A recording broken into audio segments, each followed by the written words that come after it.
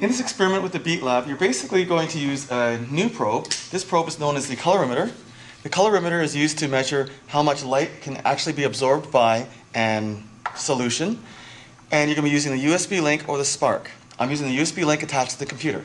So as before with the other probes, all you do is you plug it in.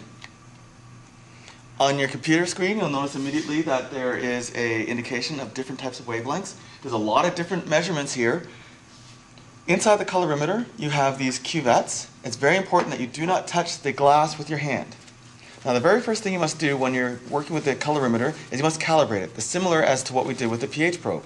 Notice how I'm just cleaning out the outside of the glass to make sure there's no fingerprints on it with this very special Kimtech Kim wipe. So, I'm going to fill this up with 6 ml of distilled water, which basically I don't need to measure because all I'm doing is colorimeter calibration. So I fill it all the way to the top, put the lid in, place the cuvette inside the colorimeter, and close the top. Then I hit the green button in front of the USB link connection. I don't move it. When the green button or green light goes off, which you can't see from the camera angle, then everything here should read about 100%. It might say 101, it might say 99.9, 99. As long as it's close to 100, we're good. We're now calibrated. I can now take this cuvette out, close, and I'm ready for the experiment. So in the experiment, I will be taking this beet. Now, the beet you'll receive from your teacher will be probably a square like this. So you need to design an experiment where you're figuring out if surface area affects the amount of water that's able to come into the beet. How can you tell? Well, inside the large central vacuole of the beet is a pigment. And that pigment is that purple stuff that's all over my fingers at the moment. So this purple pigment, the more water that comes in, the more purple pigment that comes out. So if I'm able to increase the surface area, supposedly there should be more purple pigment coming out. So I'm going to have several pieces. My first piece, I'm going to cut this into a strip that's a centimeter big. And you're using your dissecting blade. Now when you're using the dissecting blade, please be very careful. It's very sharp. Make sure your fingers aren't anywhere close to the cut. You're cutting on this blue dissecting mat as well. So do your best. You're not cutting the mat itself. You're cutting the beet. So please be aware of how deeply you're cutting. So now I have this strip. So this strip of beet is what I'm going to work with for surface area. So I'll make the first piece a centimeter by measuring. So I measured it, put a little mark in, and cut. And the next one, I'm going to make a centimeter piece. And the third one I'm going to measure is a centimeter piece. So I got 3 1 centimeter cubes, let's say. So the first one's going to be my original size. My second one I'll cut in half. And my third one I'll cut into 4 pieces. Actually, I'll cut into 8 pieces. So I cut it into quadrants, and I'm cutting each piece then in half. I'm trying to get equal pieces here. Okay, once I have it cut, I take my original piece, and I need to rinse off the beet slice. And I do this with some distilled water. I'm going to pour it into my waste beaker here. I'm going to do that a second time. And the reason why I'm doing this is so that when I cut it, any excess pigment that was there gets washed away, so it doesn't ruin my experiment. So there's my first piece. I'll take my next piece, rinse it off,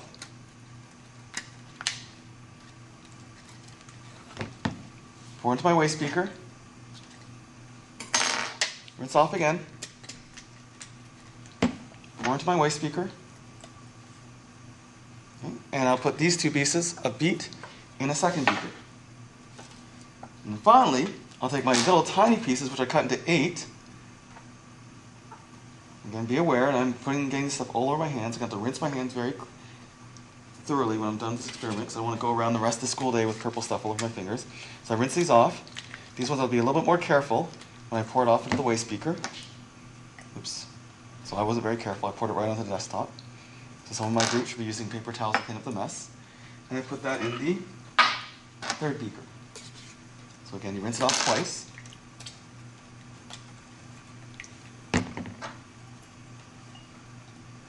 third beaker.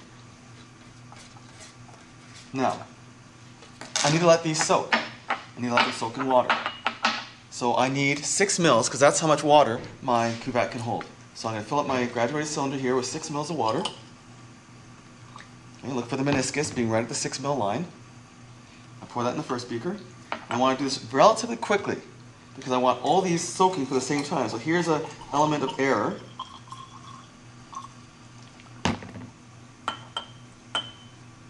Maybe you're organized, your group can have maybe 3 of these. I'm not sure there's enough to...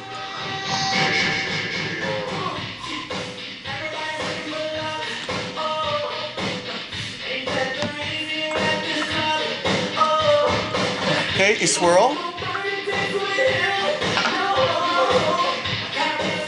Every minute or so you swirl. You do that for 10 to 15 minutes, let it sit, let it keep on swirling. In the meantime, you can be working on something else, some other homework. When you're ready, and this is sat for 15 minutes,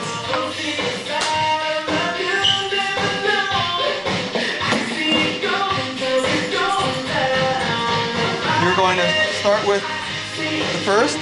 You're going to get your cuvette. You'll dump out the water. Notice I'm touching the glass with my bare hands. Clean. And once it's soaked, you take out your water, you pour it into the cuvette. 6 mils fills it right to the top. You close.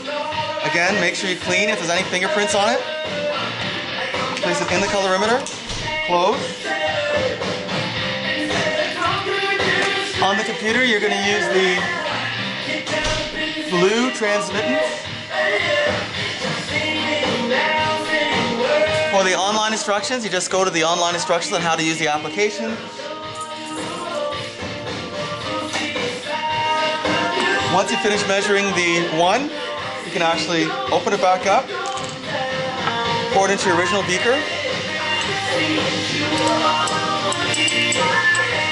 Rinse out your cuvette. Pour it into your waste beaker. Go to your 2-piece. Pour that in the cuvette. Seal. Clean the cuvette. Place in the colorimeter. And do the next measurement. Do that for as many times as you need to. Once you finish that, you're done your experiment, you can compare your results.